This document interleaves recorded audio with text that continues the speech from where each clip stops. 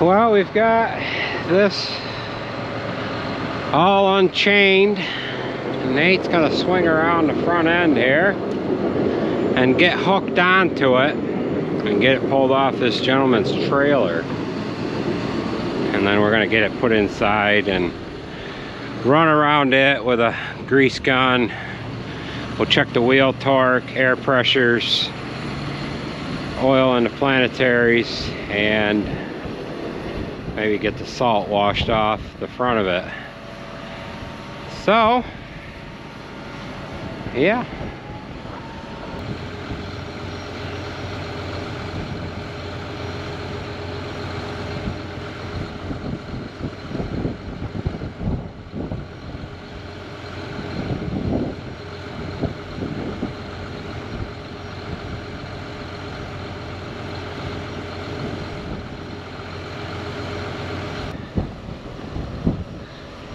Alright, he'll get that pulled off of there. The PTO shaft was froze. I didn't want to fight it.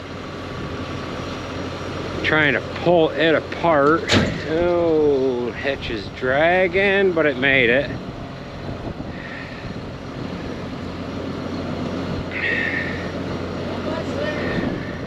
Well, watch the hoses! Ho! Yeah, there you go. It's alright. Not sure the hose ends were going to get all caught. We should have hooked them up, but I figured we would do that once we got inside with it. And there we go. We'll get this inside, get it cleaned up, and get everything hooked up to it. Looks like we have to change the height of the hitch there.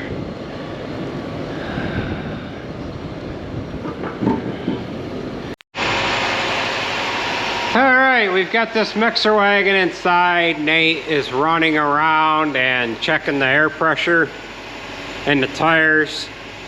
He's going to go through and torque the wheels, make sure there's no loose lug nuts or anything.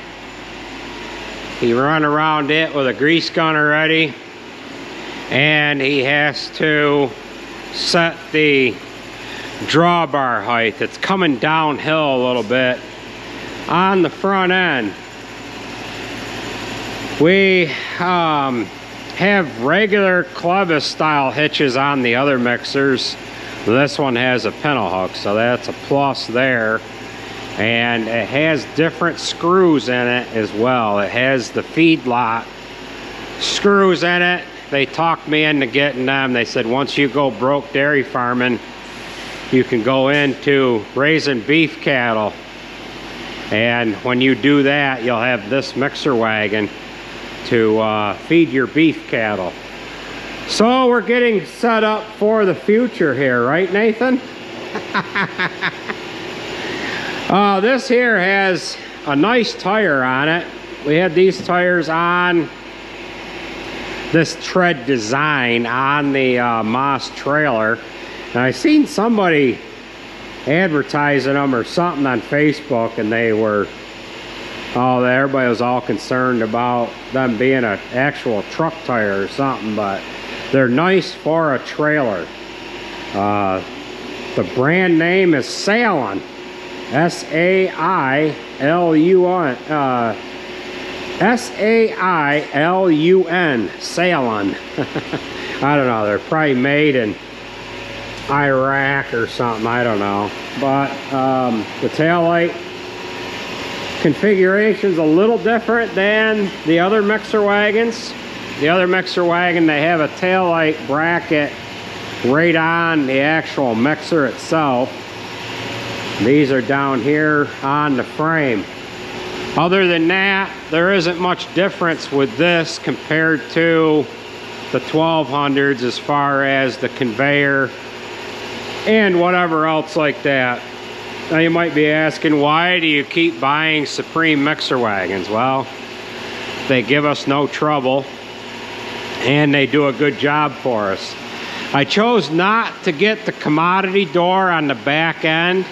We have that on the 1200. The only reason why it's on the 1200 is when we bought that mixer wagon, We bought that, our dealer found that at another dealership. This mixer wagon here came from St. Joseph's Equipment in Wisconsin.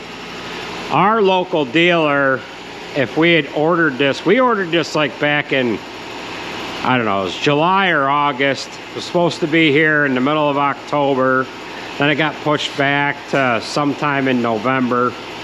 And by the time we got it paid for and everything, we didn't get it delivered here until just a little while ago. We had a couple other things to pay for in front of it here. So we'll get into that at another date. Right, Nathan? Yeah. Yeah, that's right.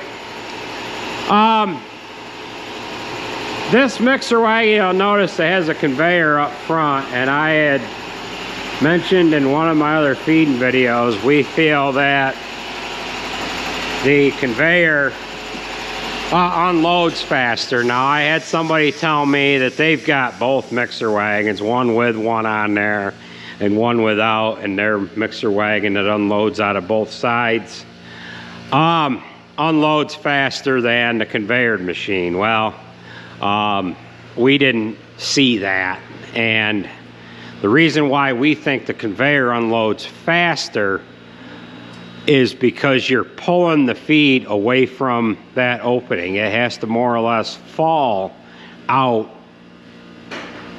the side of the mixer wagon, because that's where they put the exits on the mixer wagons that don't have the conveyors on them. So with that being said, I guess we'll let Nate get this set up. I have an eye injury currently, and I have to go to the eye doctor and get it looked at. So we've got a few things that we can do here before I have to leave, but Nate's going to get this finished up, and we will feed cows with it in the morning.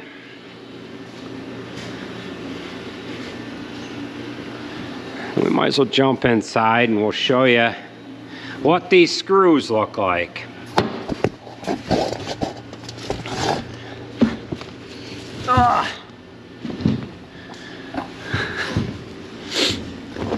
So this screw is just a slightly different design than the screws in our other mixer wagons. There's less spots for knives, and it's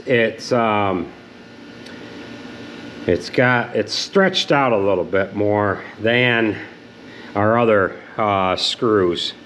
So we're going to see how this goes anyways.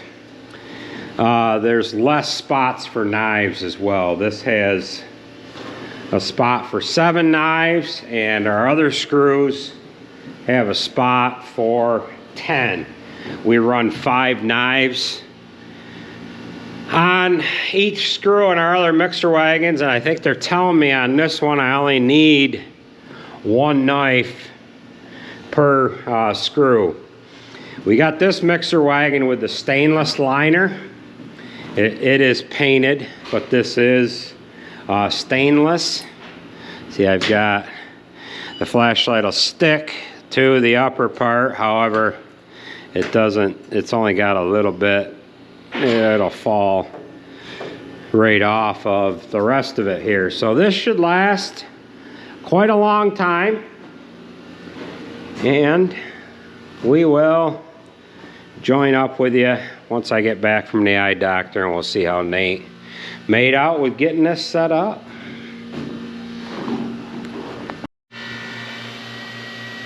Well, it is the next morning here now, and we're going to get started feeding cows.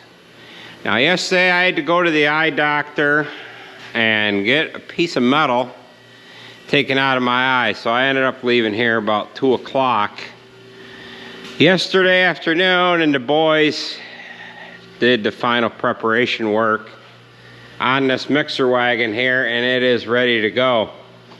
One thing I wanted to point out to you that I didn't put in the other segment of this video here is this hitch.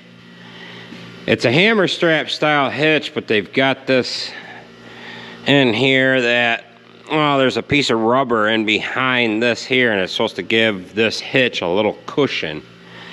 You know, coming off the concrete and whatever, and some of these, coming off some of these aprons in these feed alleys, coming out of these barns, sometimes it coming off of a couple of inches of concrete, that mixer wagon will really lunge at you. So Nate ended up washing this mixer wagon off. There was some road debris on it from traveling from Wisconsin, so we're gonna go ahead and get started feeding here. They ended up putting 2 knives on each screw. We're gonna see how that works, and if it needs an additional knife, we're gonna add 1 more. We are in position 2 and position 3 on the screw with the knives. On the other mixer wagons, we are in position 1, 2, 3, and 4, and position 10 on the screws. We have 5 knives on each screw. Of the other mixers, the other mixers have just regular screws on them, and this one has feedlot screws. So let's go ahead and get started. It is like 10 below 0 out right now. However, the wind. All right, we just got rolled out of the shop. It is real cold here this morning. It is 10 below 0. However, it is nice and calm. Yesterday, the cold front moved in here. Actually, it moved in here the night before. And yesterday, the wind blew like crazy. We had whiteout conditions for most of the afternoon. When I went into the eye doctor, the visibility was just absolutely poor. And I thought sure that we were gonna wake up to miserable conditions this morning too. So it is nice out. I can't complain. So we'll go ahead and get set up here, and then we'll come back at you. We've got both of the other mixer wagons are in place here. The red one is the mixer that we are going to pull out of position, and we'll put this one into place of the white one, and the white mixer will go into place of the red mixer. So we'll go ahead and get things started up here, and we'll join back up with you once we get load and feed up here.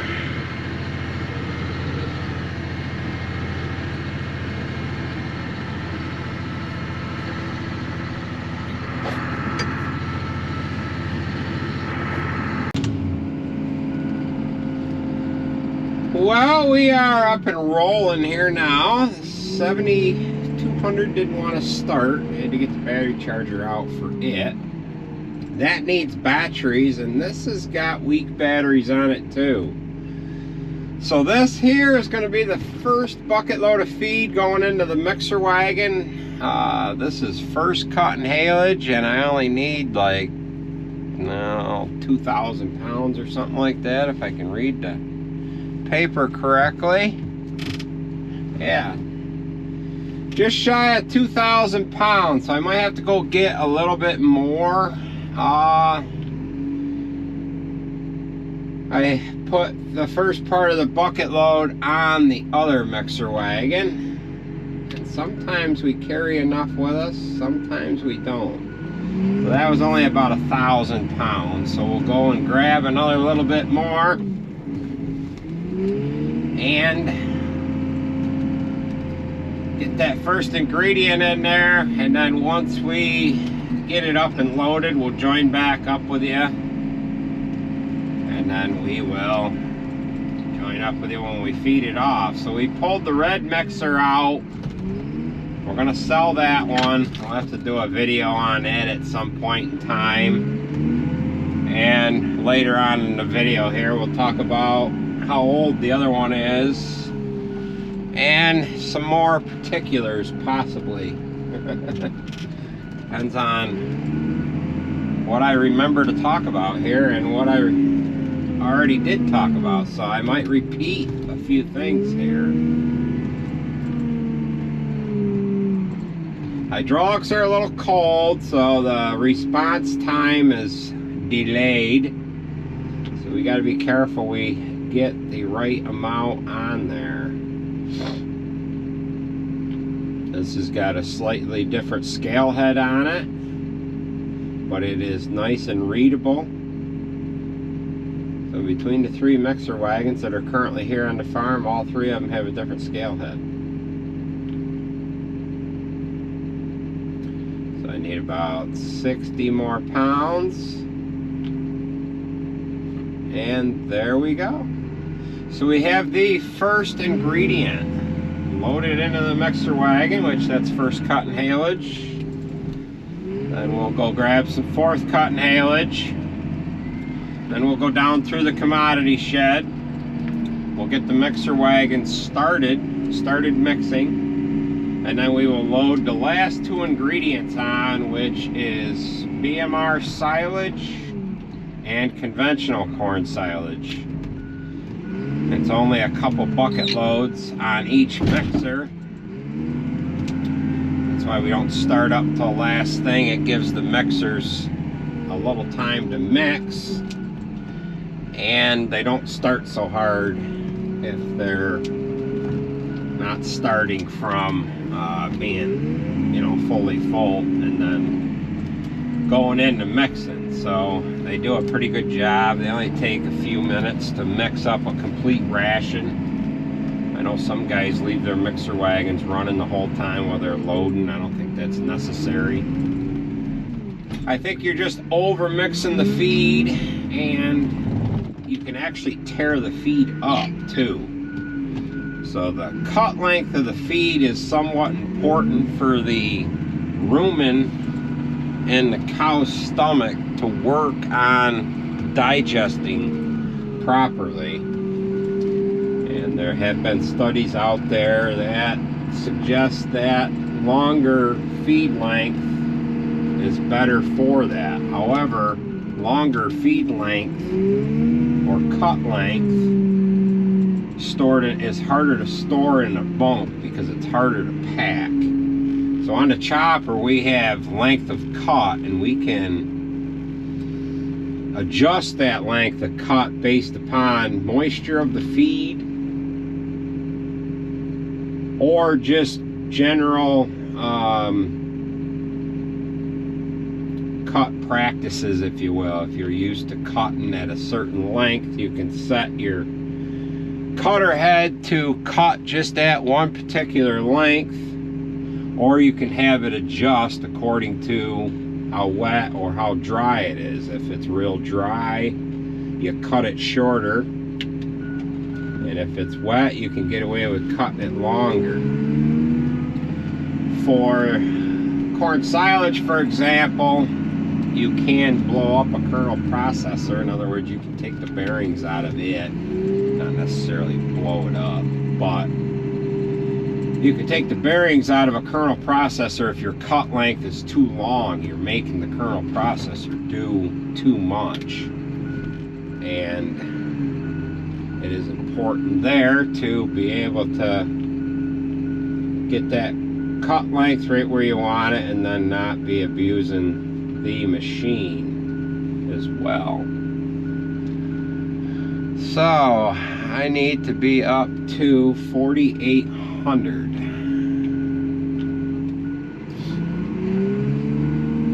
And I lack about 140 pounds. So let's go get that last little bit of 4th cut and haylage. I should have rounded the bucket up a little more, and then I would have had a perfect amount. And then we'll run down through the commodity shed. See, I'm repeating myself. So I hope to have a little bit more stability during this feeding video. The last video I didn't have the correct camera mount, and it was vibrating all over the place, and I do apologize for that, but it is what it is. So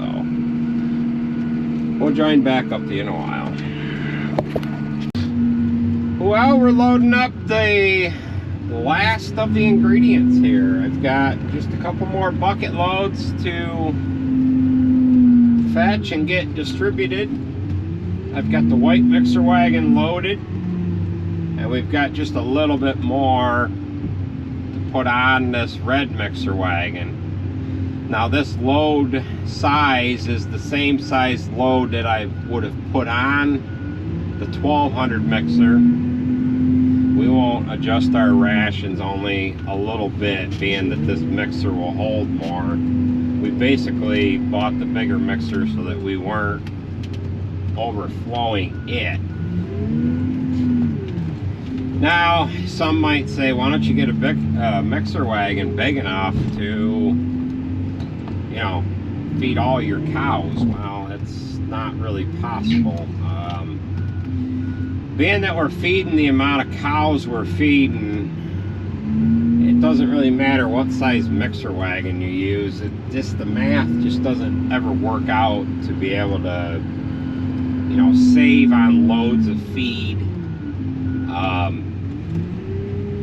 We're feeding like 300,000 pounds of feed a day, and these mixer wagons hold 30,000 to 35,000 is their max capacity. To save a load of feed, you would have to be mixing every load rather, that you're feeding to its fullest capacity, and there's just some loads, being that the group size is the way it is the math just doesn't work out. The mixer wagon will hold feed enough for about 200 cows. So it's just too hard to 200 milk cows, and then the heifers, you know, that it's a little more than that, but it's basically yeah, I think you get my drift there. I'm trying to do a little math in my head. I got to figure out how much more I need here on this red mixer wagon. So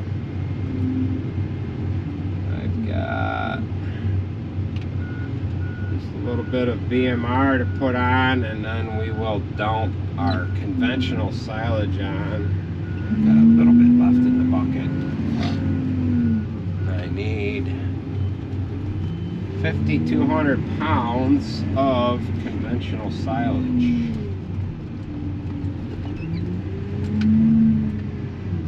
That little bit out, add about 200 pounds in there.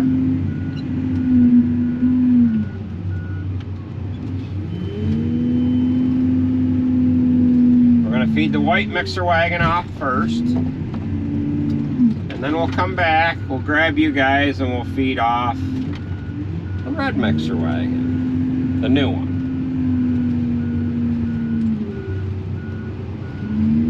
So we'll go into a little discussion here a little later on about payloaders and buckets and high lift and standard lift and whatever like that once we get back here loading feed up again. So we had a little comment discussion there in the last feeding video that we need to kind of talk about here a little bit.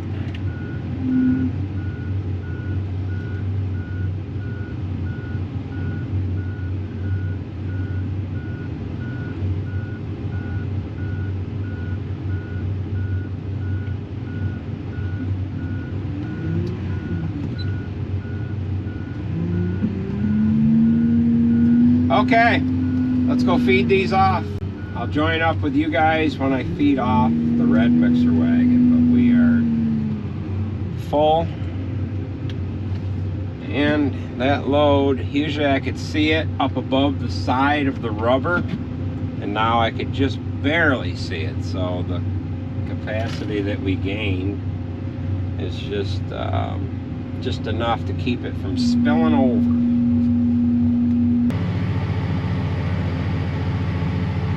Alright, we're feeding off the first bit here. We're in barn 5. It is real cold out here this morning, and there is a lot of steam in the barn, so you guys are not going to be able to see all that much here. I do apologize for that, but it is real cold out, and this cold air is rushing in the barn here, and as it's rushing in, it is making some fog. So we're feeding off the right hand side of the mixer right now, and then we'll feed off the left mixer here in a second. We get to the end of this alleyway here, and we'll be able to back up, feed off the left side, and then once we pull over into barn 8, we feed the whole barn off the left side of the mixer wagon.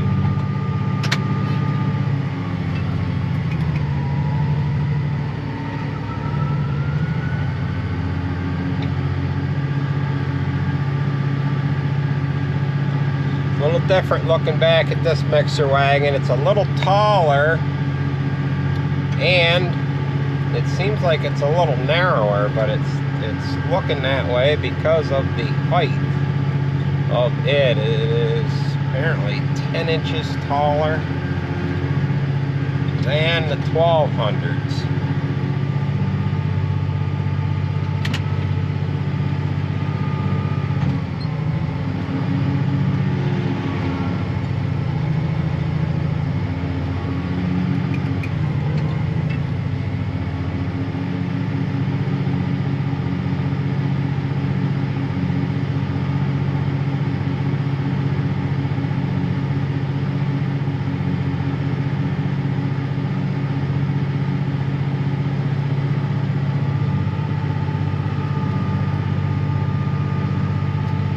Okay, barn 5 is fed, and we'll head over into barn 8.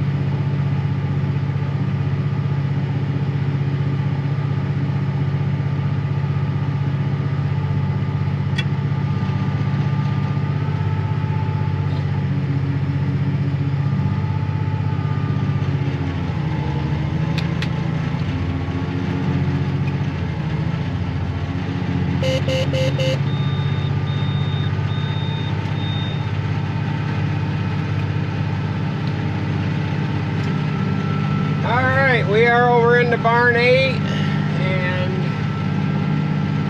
we don't have as much fog in this barn because it's a little longer. The problem is I can't tell if that door is shut.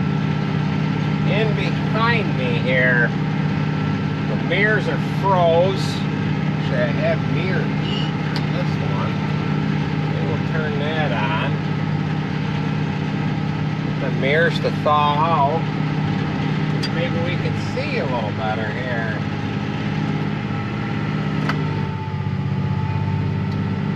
So let's get across the last feet across over. Now we're coming up to this other door on this other end here. Down to like 3,000 pounds. I really have to stretch this a little.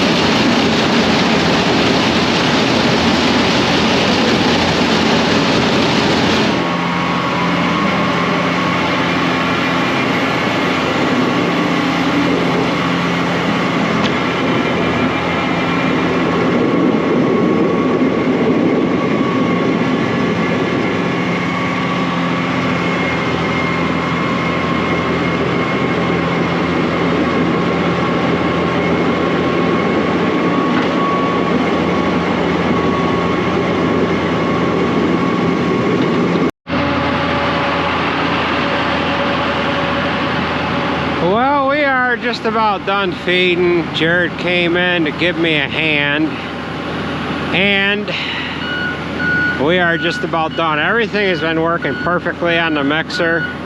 We've got one barn that it fits a little tight in, but that's all right. Now, in the last video, I was discussing the reasons why we use this style bucket. This is a push-out bucket, and the other bucket that we have is a tip-out bucket. And the reason why is because of dump height. I had someone bring it to my attention that John Deere has a high lift loader. And they had said that they have a lift capacity that's 24 inches taller. And I had said, no, they're only 12. Well, I was wrong. John Deere's new machine, they do have two high lift options. They've got the standard high lift, which is like 12 or 14 inches. And then the extended high lift is 24 or 26. I said, if you get the larger lifting height, you decrease the amount of capacity of what you can actually carry on the loader. We got into a long drug-out discussion, and the individual that brought that to my attention said that John Deere would not make a loader that didn't have the breakout capacity any more than, you know, what the specifications are and the capacities. When you lengthen your lifting arms, you're going to decrease the amount of actual weight that you can carry. We are not digging with this machine. This size loader here is about a 3.5 yard machine. We're running a 7-yard light material bucket on it. It is maxing out the capacity of the loader. We've got barely enough ballast on the back to hold the back of the machine down. We can add weight. Why don't we add weight? The tires aren't going to carry any more capacity than what we're carrying. So we opt to get the tip-out bucket, push-out bucket, with the standard arm so that we can carry more weight, and then we just use that style bucket. If we get a bucket arms that are going to be 2 foot taller, the bucket is 4 to 5 foot long, maybe it's 6 foot long. It's not going to gain us enough capacity to get over the side to tip the cutting edge down into either the mixer or a truck. So we'll let Jared catch a big load of silage here. I'm going to tell him what to do because he's not ready to grab a big load. Hey, just dig into a big bucket load of corn silage so I can demonstrate to these guys that that we're maxed out on capacity. I know you don't need it, but grab one anyways. We'll show you right here now how much them front tires will squat. The larger size loader, the size loader that we would need to actually handle this bucket would be probably John Deere's largest loader. So he is lifting the back of the machine is right off the ground. I don't know if you can see that or not, but it is right off the ground. All we're doing is lifting up a bucket load of corn silage. We're not digging or anything else. Go forward and back. The back of the machine is just barely on the ground. That's 7 yards of corn silage, maybe 7.5. We are at capacity. Look at how much the front tires are squatting. So we put ballast enough on the back. You put this weight out there farther on the front with the longer bucket arms, you're going to be right off the ground. So that is a lesson on your loaders.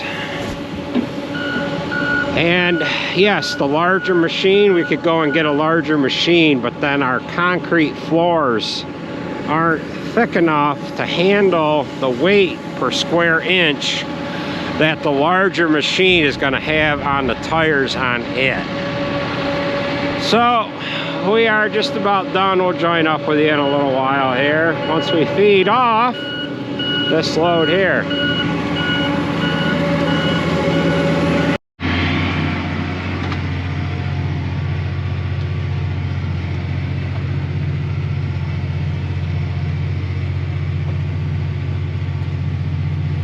So these are smaller heifers here. They're breeding age.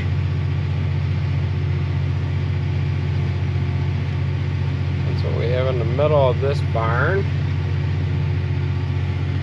The boys cleaning the barn, moving heifers around. Teddy, Davy, and Andrew.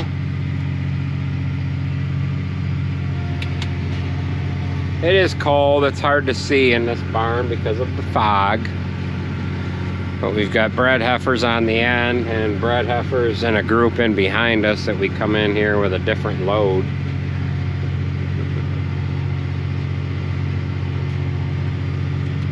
So we'll back up and empty this off. At a 28,000 pound load, that's 14,000 on each side, and we just gotta empty off a little bit here.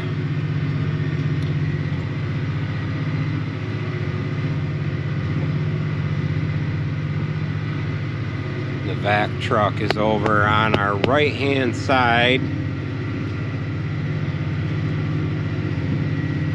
Some of the manure is a little stiffer than normal, and that it's as cold as it is.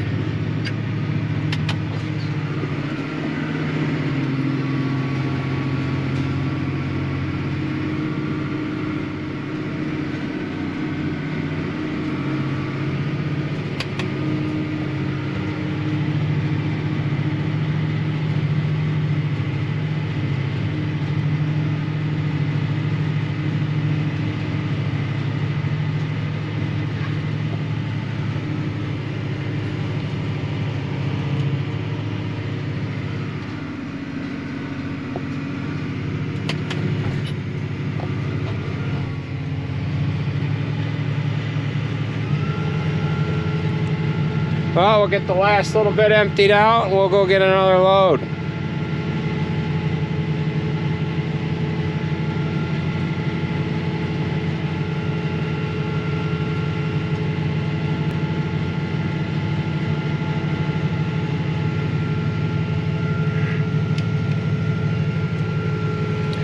Somebody asked in the previous feeding video how many remotes we have. There's 5 remotes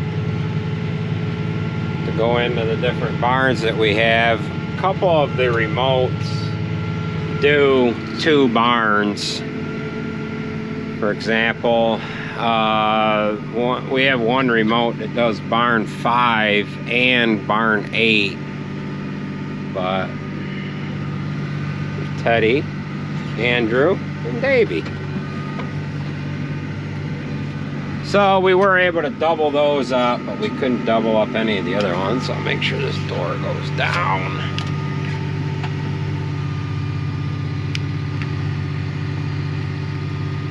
Door won't go down. Now, Davy was right there. The remote didn't take it right at first, but it did in the end. Them guys were right there watching anyways to make sure that it went down.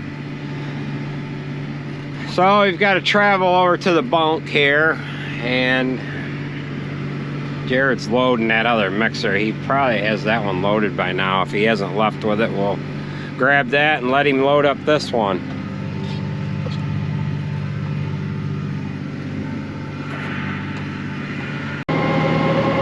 Alright, so this is a 35,000 pound milk cow load. We could probably get another 3,000 pounds on this mixer before it would be overflowing. This size load on the other mixer would be, however, overflowing, and as you can see, we've got 34,500 pounds. So we're just shy of that 35,000 pound number. And we'll go ahead and dump this load of feed off. We've got to go into 2 barns with this load. We've got to go into barn 5 here and then over into barn 8.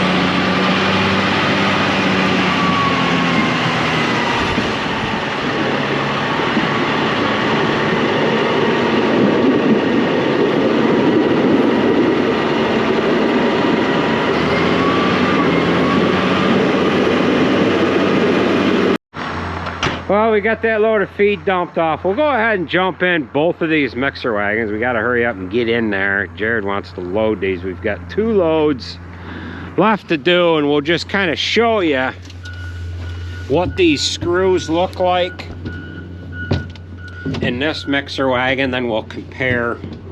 We'll kind of look at the other screws as well, just to kind of show you somewhat of a difference.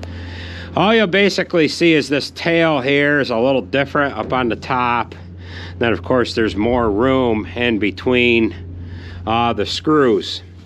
We've got 2 knives on these screws. We've got one in number 2 position and then one in number 3, and then there's only 7 positions for knives in this mixer for this screw, 7 per screw.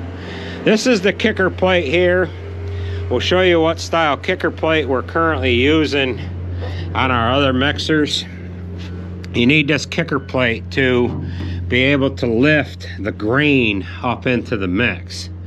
This has the stainless liners in it. Of course, it's got some primer, epoxy paint or something on them, so it's not shined up exactly as of yet.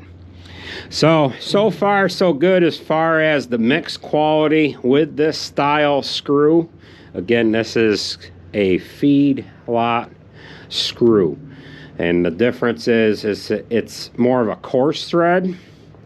You'll notice the other one, the screws are closer together, so if you were to put a big nut on this, I think they said this screw would take 2.5 turns to screw from one end to the other, and then the screw in the other mixer wagons are a 3.5, so it would take 3.5 revolutions to go from one end of it to the other. So we'll get this door shut on this one so that he could start loading this one, and we'll jump into the other mixer wagon.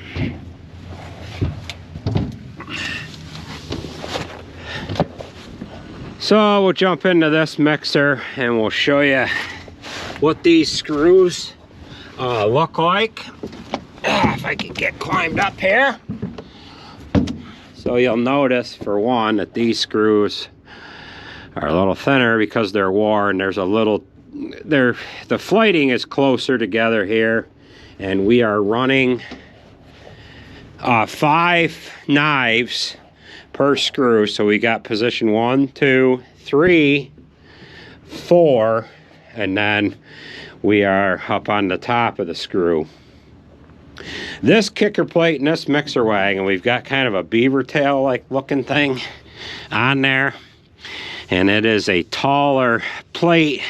And what we've done is we've got the regular kicker plate down underneath here. Now I laid this piece of steel over the top so that it would allow the mixer wagon to start easier. This is AR plate, 1/2 inch thick, and it is just about wore out. You can see this one here, the kicker plate is down in underneath it. This has the stainless liner, which is only 2 foot tall. We relined this mixer wagon 4 years ago, so we put a steel plate and that's welded up to this point, and then we painted it. We painted it the damn white with the black spots on it to look like a cow. I wish I painted it red. And then last year we went ahead and installed a stainless liner. The stainless makes it last a lot longer, and that we've got stainless in that new one.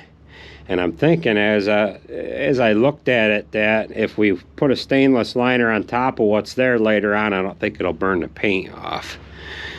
So, yeah. Jared did have a small amount loaded on this mixer wagon. I emptied it out, and there's some minerals up on this top screw. But he's got a heifer load on here. That's why there's some minerals on there. I emptied it so that we could get in it. So let's let him get loading here.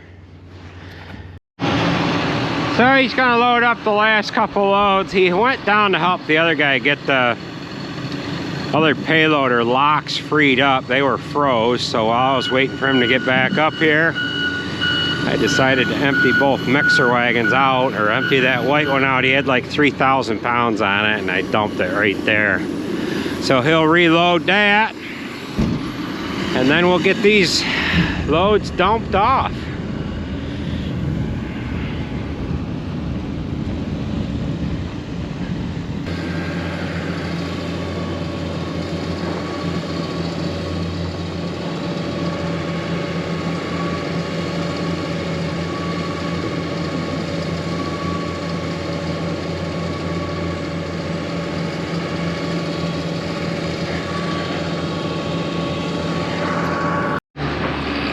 Well, we are all done feeding.